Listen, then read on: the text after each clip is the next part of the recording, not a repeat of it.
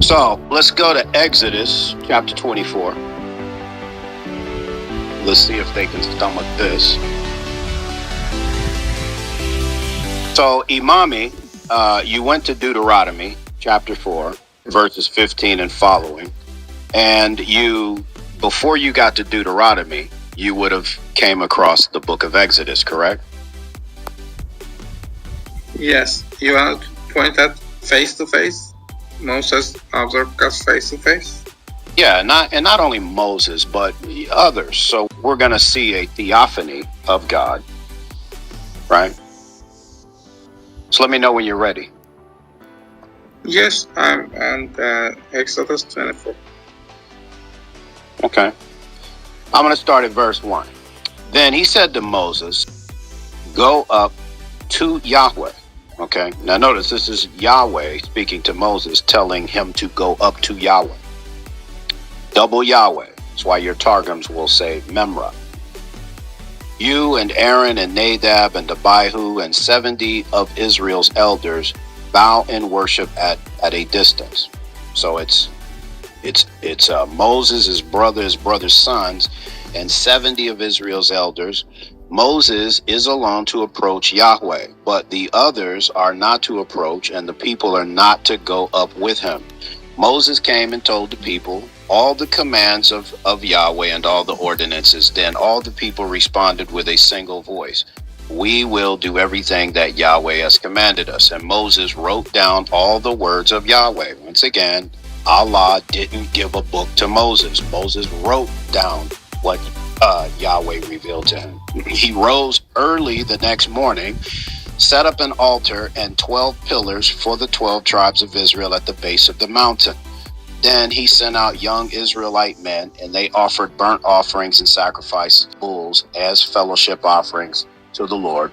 Moses took half the blood and set it in a basin. Once again, once we look at this covenant and we see how this covenant was cut and how it was ratified, it's always done with blood. That's another reason why I reject Islam. The other half of the blood he splattered on the altar. He then took the covenant scroll and read it aloud to the people. They responded, we will do and obey all that Yahweh has commanded. Moses took the blood, splattered it on the people. Thank God for the blood of Jesus. And said, this is the blood of the covenant that the Lord has made with you concerning all these words. Then Moses went up with Aaron, Nadab, and Abihu, and the 70 of Israel's elders, and they saw the God of Israel. Beneath his feet was something like a pavement made of lapis lazuli, as clear as the sky itself. God did not harm the Israelite nobles. They saw him, and they ate and drank.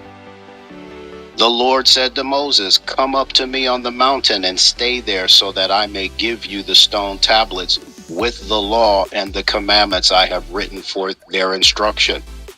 So Moses arose with his assistant Joshua and went up to the mountain of God. He told the elders, wait here for us until we return to you. Aaron and Hur are here with you. Whoever has a dispute should go to them. When Moses went up the mountain, the cloud covered it. The glory of the Lord settled on Mount Sinai, and the cloud covered it for 6 days. On the 7th day, he called to Moses from the cloud. The appearance of Yahweh's glory to the Israelites was like a consuming fire on the mountaintop. Moses entered the cloud as he went up the mountain, and he remained on the mountain 40 days and 40 nights. They ate and drank with the God of the universe. So, once again, the millennial kingdom is the reign of the Messiah. And that's nowhere mentioned in the Quran. The Quran has no knowledge of it. It has no knowledge of multiple resurrections and multiple judgments. Therefore, as a follower of the true prophets, I have to reject Islam. I have to reject its prophet. I have several points here. First of all, in Deuteronomy 4, it clarifies that it's actually talking about that events, the events that they observed, that they were with God at the Horeb. But in Deuteronomy 18, it's written that then from verse 14, actually, or 18. Just a moment, let me see. Raise a prophet like me, Horeb. Just a moment. I think I read from 14. The nations you will dispose, listen to those who practice sorcery or divination, but as for you, the Lord your God has not permitted you to do so. The Lord your God will raise up for you a prophet like me from among you, from your fellow Israelites. You must listen to him, for this is what you asked of the Lord your God at Horeb on the day of the assembly, when you said, let us not hear the voice of the Lord or our God, nor see this great fire anymore, or we will die. Okay, that's right. What you read from Exodus, that's right. But here in Deuteronomy 18, actually 16, is they asked them not to do that anymore, because they will die. Because of, it's the verse you are laughing. It's the verse in Deuteronomy 18, 16. So. Okay, so let me address that. Number one, we read from Exodus chapter 24. Okay, what that's talking about chapter 19 and 20, when he came down on the mountain. Chapter 24 is later on. That's what the people said on the day he came down on Mount Sinai, chapter 20.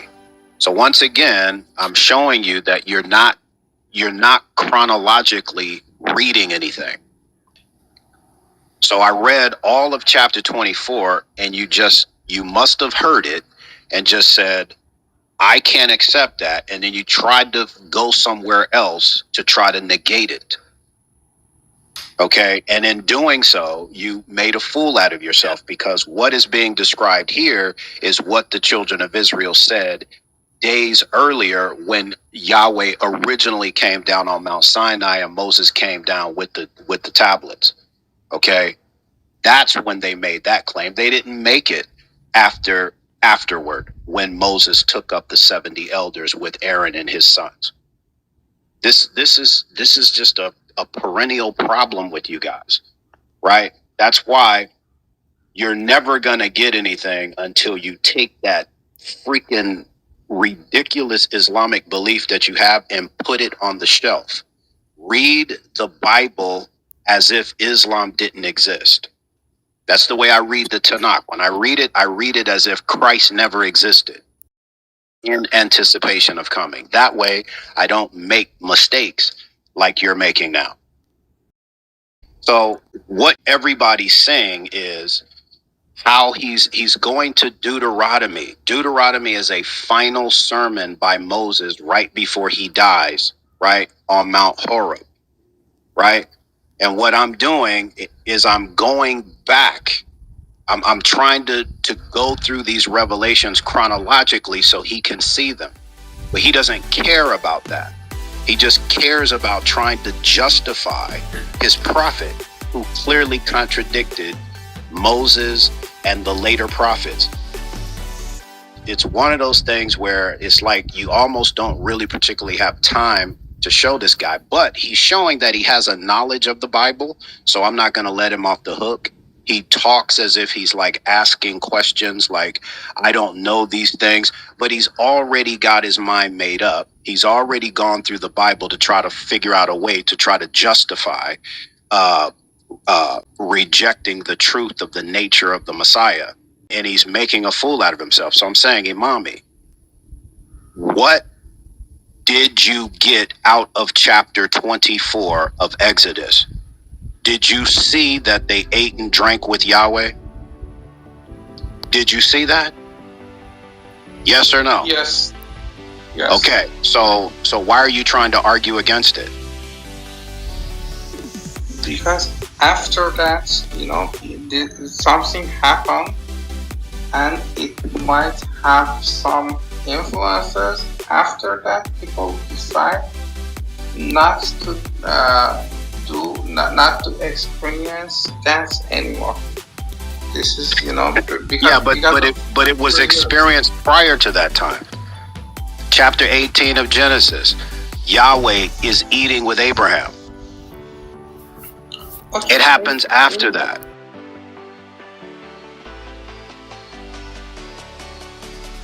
Right now, Chapter 9, verse 1, the prophet Amos sees Yahweh standing by the altar. He's talking to Yahweh, who's standing by the altar. Isaiah chapter 6 sees him sitting on a throne in the temple. The glory of God was as that of the appearance of a man, Ezekiel chapter 1. Every manifestation of God that man saw was God as a man, his image, his likeness. Ezekiel and them didn't make God out to be a man. That's how God manifested himself. So we didn't make an image of God. He comes in his own image. We image God.